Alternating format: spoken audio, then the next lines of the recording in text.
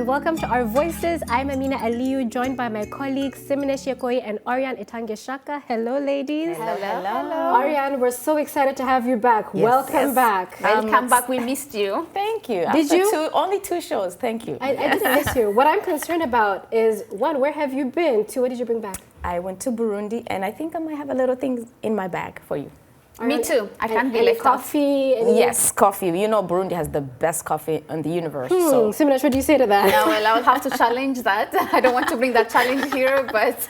Yes, but it's been good, and I am glad to be back, yes. And so, Oriane, while you were on the continent, what news caught your attention in the 2 weeks that you were there? Well, I was there in the rainy season, and in the East Africa community, almost every country is talking about floods. Burundi, Rwanda. In Rwanda recently, about 200 people died because of the floods, and I'm hearing also different places like in Kenya and Uganda. There's so many different places where flooding is really what's really being talked about. So we really need to take care of that. Yeah, maybe I think flooding is also an issue for the Horn of Africa, Somalia, Ethiopia. A lot of people they died, and millions are displaced from their homes. So flooding has been really on top of the news in the Horn of Africa. You know, I spoke to my dad, I think 2 days ago, and I asked him about the rain because it's also rainy season in Nigeria.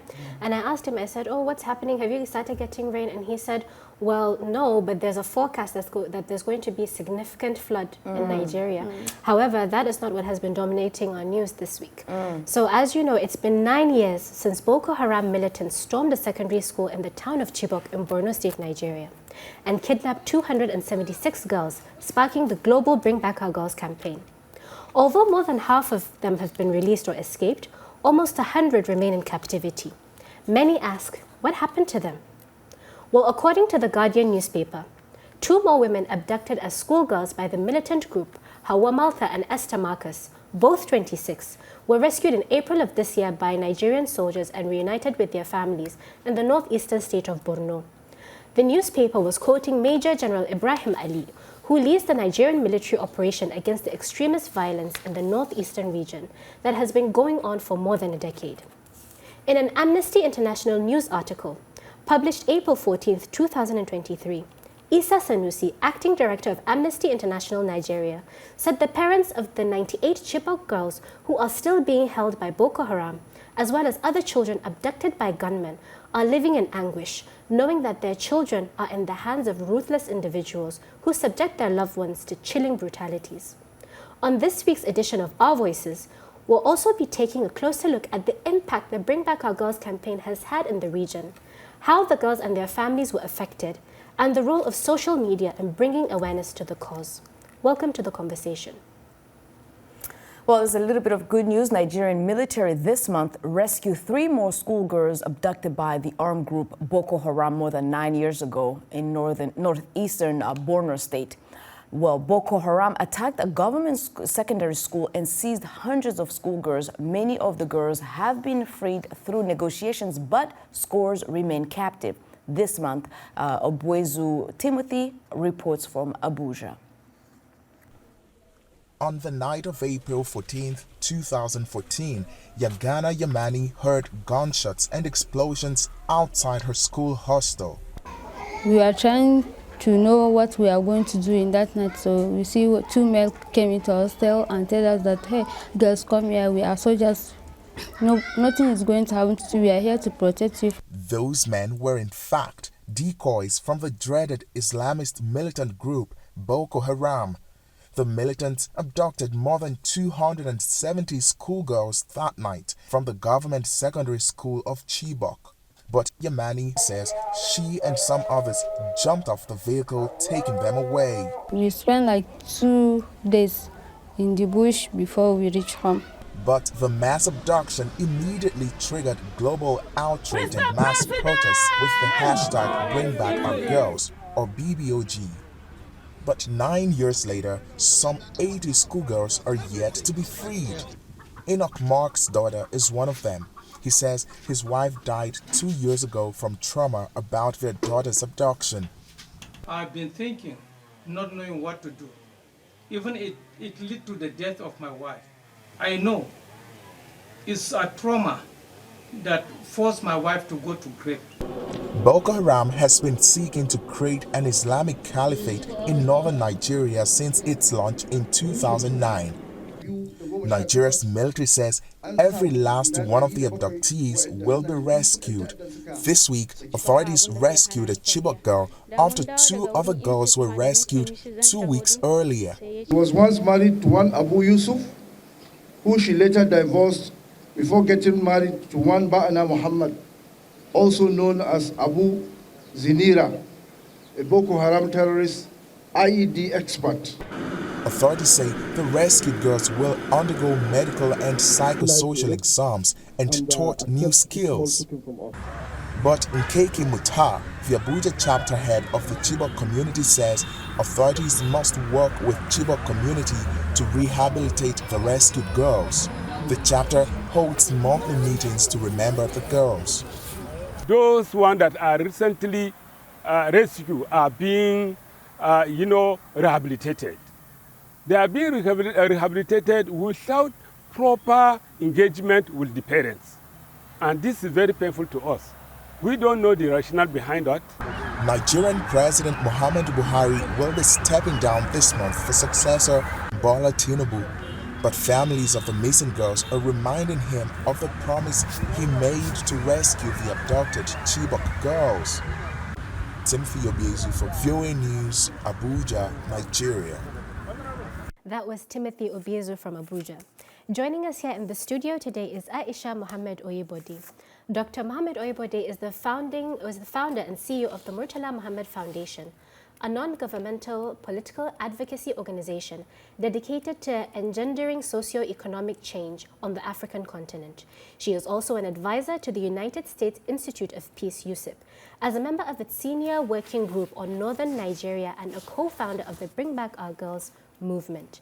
She is also the author of recently released book, The Stolen Daughters of Chibok, a collection of essays by acclaimed experts and interviews and photographs of 152 of the 210 Chibok families that were interviewed and photographed. Aisha, welcome to our discussion today. It's such an honor to have you. And a little tidbit for our Nigerian audience. She's the daughter of the late Murtala Muhammad, your 20 naira notes. Wow, nice. Wow, we are honored to have you here. Thank you so much. Thank you. It's nice to be here. So my first question for you is, the abduction of the Chibok girls by Boko Haram, did they start a trend of kidnapping school children in the country? Yes, they did. And in fact, what we've realized actually was that they had started kidnapping women and girls before the Chibok incident. It's just that the case of Chibok was the largest that had happened. Prior to that, they would go into homes in the north east, especially in Maiduguri. They would see families, they would identify families that had daughters, and they would then throw what we call a bride price, what they technically called a bride price, and they would take the girls with them. Regardless of if the family consented or if they didn't consent? There's usually no consent at all. So it was not unusual. It's just that Chibok was different because it was an examination center. So in fact, in total, they had about 530 girls. Some of them had taken exams almost 10 years ago and were back there to take their remedial exams. When Boko Haram showed up, they were looking for a block-making machine and they were looking for food. They were not looking for girls. And they could not believe when they found 300 girls in one location. So now, 9 years later, and with all the international attention it has been receiving, more girls continue to be kidnapped and abduction seems to continue as a source of income. Why did the world fail? Why do you think the world failed to bring back the girls first and also stop further abduction? So you see, what I say in my book is that Chibok is a metaphor for a lot of neglect in the society anyway. And there's a general neglect of women and girls. And especially when these women and girls are thought to come from poor communities, there's no sense of urgency to do anything about their security. Because if you look at even the Chibok incident, it took them 3 days to get to Sambisa Forest. Literally 57 girls escaped at the beginning because they had 276 girls. Trucks were breaking down, girls were hanging onto trees, they were jumping out of the trucks. It took 3 days, and even when they got to the edge of Sambisa Forest, they were still out there for a while. Nobody to come and rescue them. There was no even though alarm bells had been sounded, that girls were being taken, you know, there was nobody to rescue them. That's one. Since then, even with the Chibok abductions and subsequent abductions, look at even the response. So today we have 90 girls still missing. And so you can understand the sense that, you know, there's this general sense of impunity. We can take girls, women and girls, and really nothing is going to happen. So would you say that it's on a global level? Because there have been at least $70 million put into this effort to try to bring them back. So, and I like the way you put, when you answer the fact that, because I've always wondered why such a phenomenon, but there's a neglect for girls. So is that a global trend, neglect for girls? I think it's a global trend. And I think sometimes, you know, it's like, you know, for example, one of the things we talk about in the Bring Back Our Girls movement, in 2005, the world signed what you call the responsibility to protect, it was under the auspices of the United Nations, and it was to protect women, communities or groups from what they call mass atrocity crimes. Even though there was an outcry, nothing concrete has actually been done in terms of going out there to rescue the Chibok girls. You know, what worries me from what you said is there were trucks breaking down. It took them 3 days to get there, and some girls had escaped. Typically, when you look at communities like ours in Africa, you find that everyone knows everyone.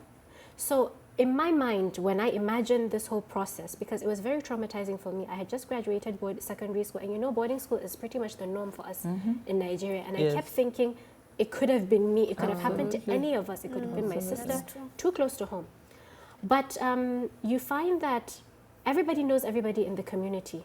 How did people in a community see that amount of people going on, and they would have seen the trucks and they would have seen them armed? How would they have been able to successfully take them into the forest without even the community coming out to try and save some of the girls? Oh, they did. They did. So the men came out, the fathers came out, but they had cutlasses and Dane Against guns. yeah. Yeah, and Boko Haram has this, you know, They have armored. yeah, they have an army. And there's also the what's the word for it? It escapes me now.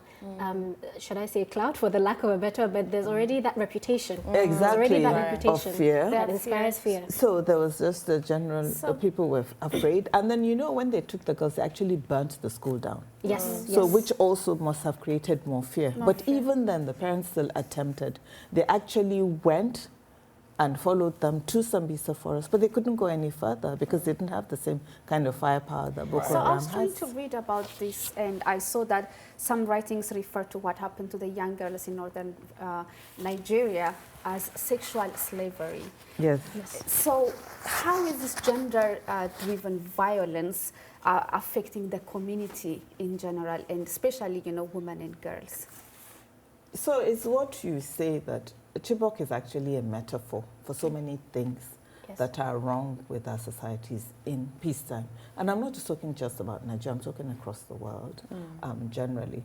And the issue of sexual violence, especially in conflict-related situations, is a problem. Now, the new one that we found with Boko Haram, and actually it's not as new as we think, is cloaking the sexual violence under marriage.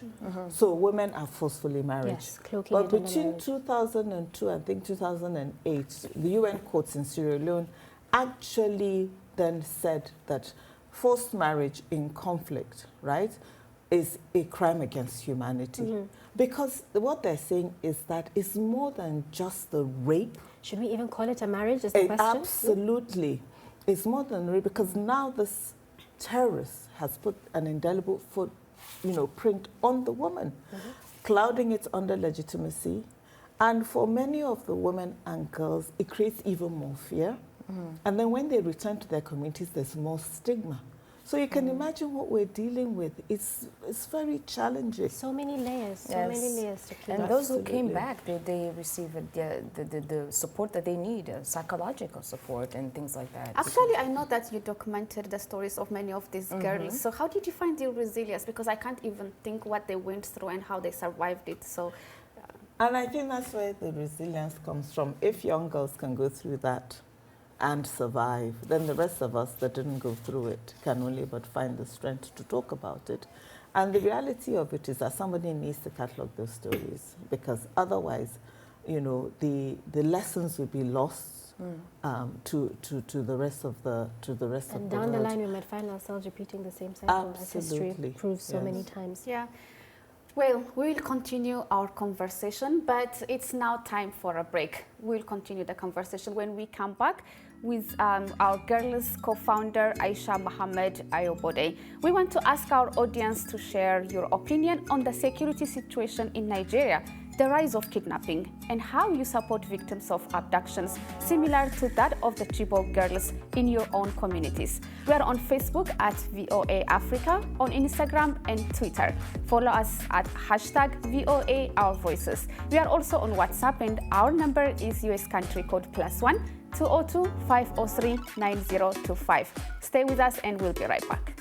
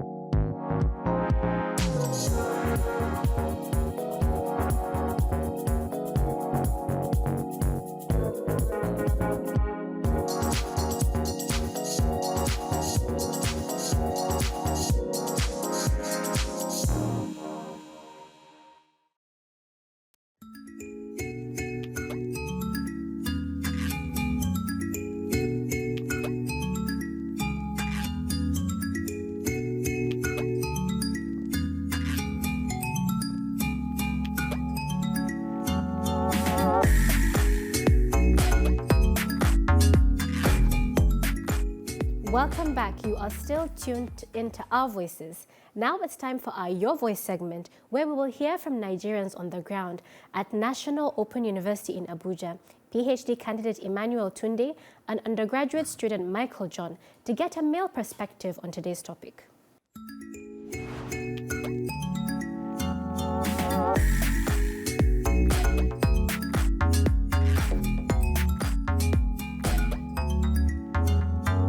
I believe if the government actually mean business, those children will not be in captivity till date, and their parents will not still be living in agony. Mind you, after the Chibok girls, many other girls have been kidnapped because the Aisha Oyibodi situation is still there. Even when some other people were afraid, the Aisha Oyibodi is still there. So strong for me, I believe if the government wants to really do something sincerely, if the government prioritized rescuing those girls, they would have been able to do that. So maybe with the coming of the new president, probably there is hope that they will come back. But how sure are we that those girls are actually coming back the same way they left their parents? I can actually assume some of them are married to some of these insurgent members, and some of them are already mothers. They should add more effort, because of things, they cannot leave things like just like that, just like I don't care, but they are trying, but they need to put more effort to the finding of the girls. It's kind of frustrating because every day we hear like bad news from different places, different angles, like killing of people. Well, they certainly didn't come back the way that they left before they were abducted. So, to continue our conversation, the fact that Siminesh asked, even though the global community came, we saw how much influence social media had. Do you think that perhaps psychologically it's possible that because they were referred to as numbers instead of as names, it withered down with every time you hear, oh, 50 have been rescued, 100 have been rescued? Can you explain more on that, maybe? Yes, and that's one of the reasons behind the book. So in 2015, before any of the girls were found, there was a general view anyway that there were those who argued that no girls were abducted, and so there's this general feeling of denial and what I call desensitization. People just couldn't, relate to the people behind the stories. But I had met the mothers, I've met siblings, I've worked with the community. So I could see the pain, you know, and this pain was palpable. And it was at that point I said, you know what, let's go and interview these parents. Let's go and talk to these families. Let's document these stories. And that's what we actually did. So in the book, we have 165 stories of from all of the different family members, mostly mothers though, from the 219 that were actually taken into Sambisa Forest. Yes.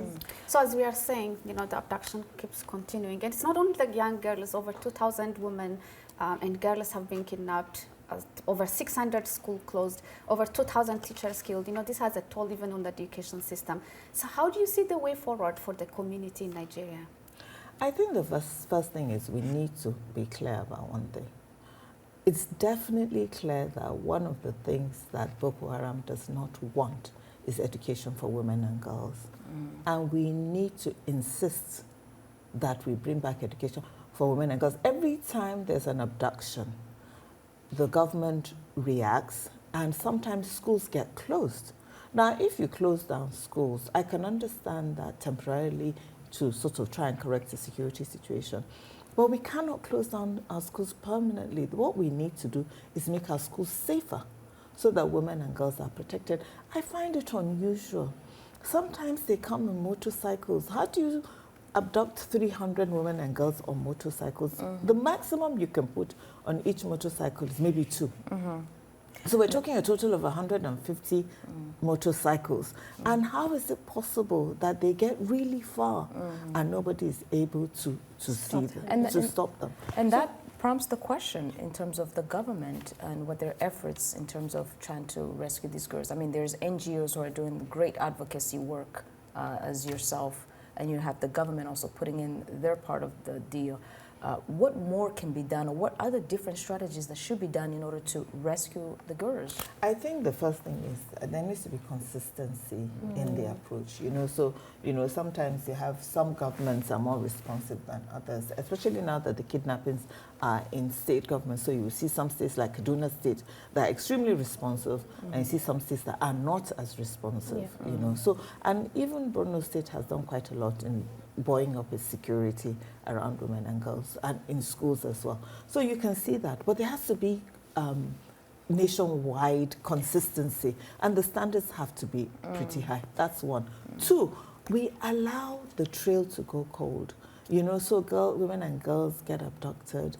I don't think we don't have a disaster response plan ahead. So we respond after it has happened. By that time, most of the girls have been taken into captivity. Now, the one thing also that we know that they do very quickly, and we think is because it makes it difficult for the women and girls to come back, they assault them very, very quickly. And then it breaks them. And it breaks them. And they keep telling them that nobody wants them, nobody is looking for them. And they're the only ones that... Absolutely. Absolutely. It was one of the really interesting things about the book. I remember when girls started coming back. You know, as you were saying earlier, it's quite harrowing for you. And the first question I used to ask them was, did you know we were looking for you? Did you actually know? Because you know how, you think about, if it was me, I would keep wondering, would people be looking for me? Would someone come? And 9 years later, you would give up, right? Yeah. You would start to believe that nobody was looking for you. That reminds me, one of our colleagues, Grace Alheri Abdul, really covered the Chibok girls for the House of Service. And she had the opportunity to meet some of them when they were brought over here to the United States. And some of the girls said, oh, we're so happy to meet you. Boko Haram would put us together and put the radio on and say, come, your mom is on the radio. Because she covered it so much. Yes. So I wonder, women, do we really have to stick together? Are we the ones responsible for keeping that momentum alive? Is there some type of responsibility in the social media community to keep that momentum alive? Oh, definitely. There's no doubt about it. And I think that's one of the things that's unique about the Bring Back Our Girls movement. I think it's done an incredible job. It's a coalition, loose coalition of women. It's a movement largely of Nigerian women, and we actually did ourselves proud. I think that if we had not responded the way we did, I think Chibok would just have been child's play. I think they would have started to take more and more girls. And you know, one of the things that is clear about Boko Haram, beyond the Chibok girls, which nobody also talks about, is their use of women and girls as suicide bombers. So in the entire history of the world, Boko Haram has used more women and girls as suicide bombers. Not voluntarily, but they would force them, they would put... that says a lot about the group. It says a lot about the group. So the kind of violence, the kind of misogyny that we're talking about, the kind of gender-based violence we're talking about is so extreme with this group. And that was why I think the response of the Bring Back Our Girls was able to create that momentum to say, we will not allow this to happen. This cannot happen. Well, it did happen under our watch, so there's a certain amount of responsibility, but we will not allow this to continue. So I saw recently 2 girls came back. One was a child and one was pregnant. So how are they integrating back into the society? How are the society So receiving? it's tough. But, you know, there are good sides and there are bad sides. The good side of it is that most of the girls are being encouraged to go back to school. And that's one of the things that the government program has done. You know, it's to encourage many of them to go back to school so that at least they can, you know, bridge the gap where they've lost out in terms of education.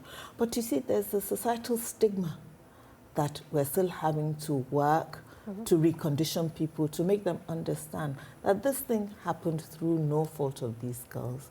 You understand? Now, I'll tell you a really harrowing story. In October 2017, when they were negotiating for 82 and 83 girls, you know, we had the 21 negotiation and then we had the 82 negotiation, but they were negotiating actually for 83. But when they returned, and people always ask, but it was just one girl. Why not one girl? And, you know, why did it matter so much? But that one girl decided she was not coming back. Thank you so very much. And that is our show for this week. A very special thank you to our guest today, Dr. Aisha Oyibodi. It was an absolute pleasure. Now, on behalf of my co-hosts, editors, production team, and everyone here at The Voice of America, I am Amina Aliyu. Thank you for joining, and I'll see you next week.